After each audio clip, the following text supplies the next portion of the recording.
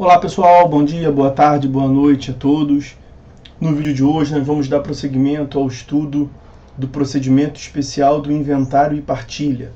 Nós estamos nesse módulo tratando dos procedimentos especiais, já falamos sobre a teoria geral dos procedimentos especiais e já tratamos de diversos procedimentos especiais até que chegamos ao procedimento do inventário e partilha. No próprio procedimento de inventário e partilha, nós já tratamos de diversos aspectos. Estamos vendo os atos processuais que se sucedem nesse procedimento judicial e vamos agora tratar das primeiras declarações. Nós já mencionamos as primeiras declarações como sendo uma incumbência, uma das funções do inventariante. Terminamos de tratar uma série de vídeos sobre o inventariante no nosso último vídeo e vamos hoje começar o estudo dos atos processuais mais relevantes do procedimento de inventário e partilha, analisando as primeiras declarações. No artigo 620, já mencionado aqui, os senhores vão ver que prevê que há previsão de um prazo de 120 dias. Então, dentro de 20 dias, dentro de 20 dias, contados da data em que prestou o compromisso, o inventariante fará as primeiras declarações das quais se lavrará termo circunstanciado. Termo este assinado pelo juiz, pelo escrivão e pelo inventariante, no qual serão exarados e descreve ali o que se deve discriminar nas primeiras declarações. Analisando pontuadamente cada parte do caput, nós veremos então que estabelece um prazo de 20 dias, eu havia mencionado 120 dias, não, 20 dias, contados do compromisso prestado pelo inventariante. Bom, nós vimos que, segundo o artigo 617, esse dispositivo prevê uma ordem preferencial de quem deva ser o inventariante, e o parágrafo único prevê que, uma vez nomeado o inventariante, ele dispõe de 5 dias para prestar o compromisso. A redação é a seguinte: o inventariante, intimado da nomeação, prestará dentro de 5 dias o compromisso de bem e fielmente desempenhar a função. Então nós temos a nomeação do inventariante, em 5 dias ele presta o compromisso e do compromisso assinado, prestado, é que vão contar os 20 dias para fins de apresentação das primeiras declarações. Esse prazo de 20 dias ele pode ser ampliado, de acordo com o 139, inciso 6º do CPC. Esse artigo 139, ele se encontra na parte geral do Código, tratando dos prazos de modo geral, dos poderes do juiz, e esse inciso 6º trata dos prazos de modo geral. Não é um dispositivo específico sobre as primeiras declarações, mas é comum, a depender da complexidade do inventário, da elevada quantidade de bens a serem descritos, além das outras informações, que se solicite essa ampliação do prazo. Então, o inciso 6º do artigo 139 prevê que o juiz pode, que incumbe ao juiz, dilatar os prazos processuais e alterar a ordem de produção dos meios de prova para fins de adequar tanto o prazo quanto a ordem de prova às necessidades do conflito, de modo a conferir maior efetividade à tutela do direito. Ainda quanto a esse prazo e ao fato do inventariante prestar as primeiras declarações logo após a nomeação e a assinatura do termo de compromisso, 20 dias após o termo de compromisso, vamos recordar o que prevê o artigo 622, que trata das hipóteses de remoção do inventariante. O inventariante será removido de ofício ou a requerimento se não prestar no prazo legal, prazo esse que acabamos de ver, as primeiras ou as últimas declarações. As primeiras e as últimas declarações são atos realmente muito importantes para fins de percepção e de aferição em juízo dos bens a serem partilhados. Sem eles, sem estes atos, primeiras e últimas declarações, não tem como o procedimento avançar, de modo que se o inventariante representa ativa e passivamente o espólio, seja em juízo ou fora dele, com uma das finalidades de fazer o processo de inventário avançar, Se ele não presta as primeiras declarações e o procedimento não pode avançar sem as primeiras declarações, o inventariante não está servindo. O juiz vai destituí-lo, removê-lo e nomear outro em seu lugar. Ok? Bom, voltando ao artigo 620, vamos destacar essa parte segundo o qual o inventariante fará as primeiras declarações, das quais se lavrará termo circunstanciado, assinado pelo juiz, pelo escrivão e pelo inventariante.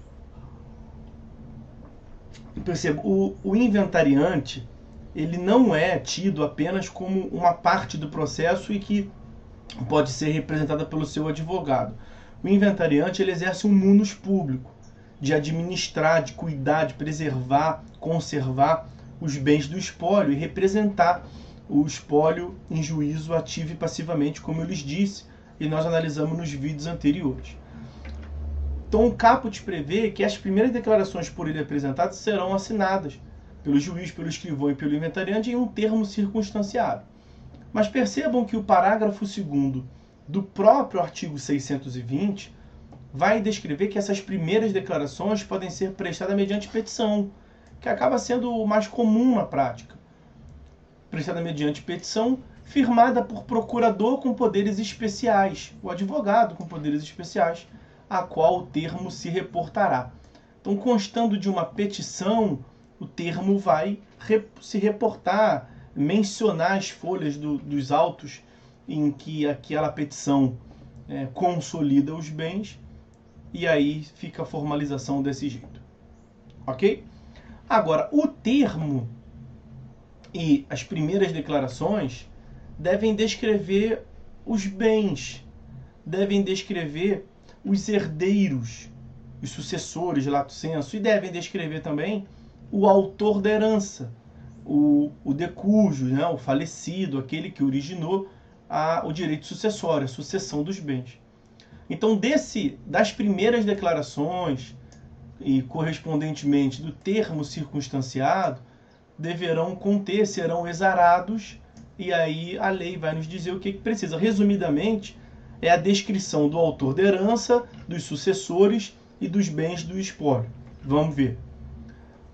Serão exarados o nome, o estado, a idade, estado civil, né? A idade e o domicílio do autor da herança, o dia e o lugar em que faleceu e se deixou ou não testamento. Veja que aqui nós temos a descrição, a qualificação de cujos, do autor da herança ou do falecido. Inciso 2º, devem ser exarados também o nome, o estado, a idade, o endereço eletrônico e a residência dos herdeiros. E havendo cônjuge ou companheiro, supestit, além dos respectivos dados pessoais, o regime de bens de casamento ou da união estável. Inciso 3º, devem ser descritos a qualidade dos herdeiros e o grau de parentesco com o inventariado. Veja que nesses incisos 2º e 3º nós temos então a descrição, a qualificação dos sucessores. E lá no direito sucessório os senhores qualificarão herdeiro, legatário, meeiro, ok? Inciso 4º. Devem ser exarados nas primeiras declarações, no termo circunstanciado, a relação completa e individualizada de todos os bens do espólio, inclusive aqueles que devem ser conferidos à colação e dos alheios que nele forem encontrados. Colação, nós veremos no momento próprio, eu já mencionei com os senhores aqui em outra oportunidade, em outro vídeo, consiste nos bens que foram adiantados, a transmissão, a sucessão que foram adiantados em vida pelo de cujos. E aí isso deve ser trazido ao inventário para um ajuste de transmissão. Nós teremos um vídeo aqui específico para tratar da colação. Então, todos os bens devem ser descritos. E aí você deve descrever os imóveis com suas especificações, nomeadamente o local em que se encontram, a extensão da área, os limites, confrontações, benfeitorias, origem dos títulos, número da matrícula e ônus que os gravam. Devem ser descritos os móveis com seus sinais característicos, os semoventes, seu número, suas espécies, suas marcas e seus sinais distintivos. O dinheiro, as joias, os objetos de ouro e prata e as pedras preciosas também devem ser exarados nas primeiras declarações, declarando-se-lhes especificadamente a qualidade, o peso e a importância. Os títulos da dívida pública, bem como as ações, as cotas e os títulos de sociedade, mencionando-lhes o número e o valor e a data. As dívidas, ativas e passivas, e indicando-se-lhes as datas, os títulos, a origem da obrigação e os nomes dos credores e dos devedores, os direitos e ações, assim como o valor corrente de cada um dos bens do espólio devem constar das primeiras declarações e, respectivamente, do termo circunstanciado. Percebam, portanto, que nesse inciso 4º do artigo 620, o que nós temos é a descrição mais ampla e completa dos bens do espólio. Por isso que eu lhes digo, resumidamente, as primeiras declarações devem descrever, qualificar o autor da herança, que é o de cujos, os sucessores, lato sensu, seja em qual qualidade for, e os bens do espólio, o mais amplamente possível. Ok? O parágrafo 1º desse artigo 620 vai complementar a descrição dos bens do espólio e vai prever que o juiz determina que se proceda ao balanço do estabelecimento se o autor da herança era empresário individual ou que se estabeleça a apuração de haveres se o autor da herança, o falecido, era sócio de sociedade empresária que não da espécie sociedade anônima. A apuração de haveres, o balanço do estabelecimento, senhores, está mais para uma prova pericial. Então, lá na prova pericial, uma das modalidades que nós temos é justamente a apuração de haveres. Essa regra, 620, parágrafo 1º, essa previsão excepciona a regra que nós vimos de que não se produz no inventário e partilha prova de natureza distinta da documental. Nós tratamos sobre isso, a respeito da limitação da cognição no plano vertical no inventário e partilha. Que no inventário e partilha somente se aceitaria, se admitiria prova documental. Essa é uma regra ampla, na verdade.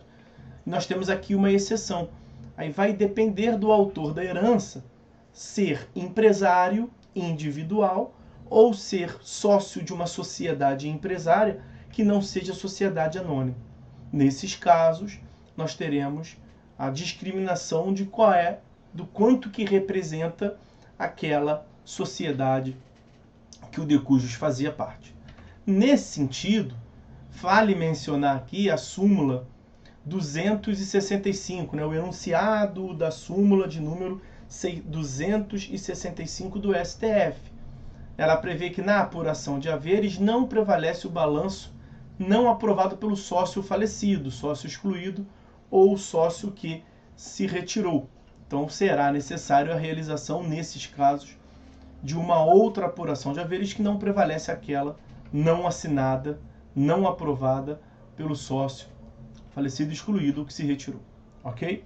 Bom, senhores, então, sobre as primeiras declarações, era isso que eu queria falar com os senhores.